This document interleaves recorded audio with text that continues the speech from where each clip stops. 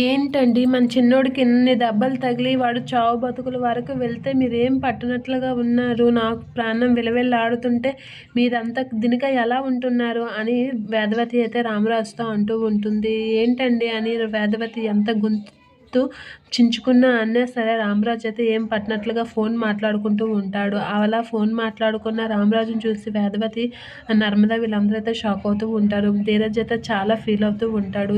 ఏంటి మీరు అసలు ఏం పట్టనట్లుగా ఉంటున్నారు, మన కొడుకు అంది అని ఎంత వేదవతి గింజుకున్నా సరే రామరాజు పట్టించుకోకుండా ఉంటాడు. అది చూసి ప్రేమ కూడా ఫీల్ అవుతూ ఉంటుంది. ఏంటి మామయ్య అసలు ధీరజ్ విషయంలో ఎంత కఠినంగా ఉన్నారు అనేది అంటూ ఉంటుంది. ఇక రామరాజు అయితే ఏం పట్టించుకోకుండా వేదవతి అలా మాట్లాడుతూ ఉంటే తన చేతికి ఫోను ఇచ్చి అక్కడి నుంచి అయితే వెళ్ళిపోతూ ఉంటాడు రామరాజు. అది చూసి వేదవతి ధీరజ్ అయితే చాలా బాధపడుతూ ఉంటాడు. వేదవతి కూడా చాలా ఫీల్ అవుతూ ఉంటుంది రామరాజు ప్రవర్తనకి. ఇక ధీరజ్ అయితే నాన్న ఈ గాయమైన దెబ్బలు నొప్పైతే భరిస్తున్నాను కానీ నువ్వు నా మీద చూపించిన ద్వేషాన్ని మాత్రం భరించలేకపోతున్నాను నాన్న.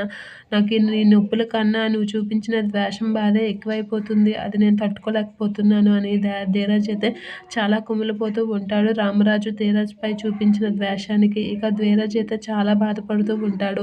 అలా బాధపడుతూ ఏడుస్తూ ఉంటాడు. ఇక అది చూసి వేదవతి కూడా చాలా బాధపడుతూ ఉంటుంది. ఎవరే చిన్నోడా అని అనేసిన ఇక ధీరజ్ అయితే చాలా బాధపడుతూ ఏడుస్తూ ఉంటాడు. ఏంటి మా నాన్న నా విషయంలో ఎంత కఠినంగా ఉన్నాడు, నేనంత ఇష్టం లేని పని చేస్తే మాత్రం నేనైనా అతని కొడుకునే కదా అనేది మనసులో అనుకుంటూ ఉంటాడు. చాలా బాధపడుతూ ఉంటాడు రామరాజు ప్రవర్తనకి ధీరజ్.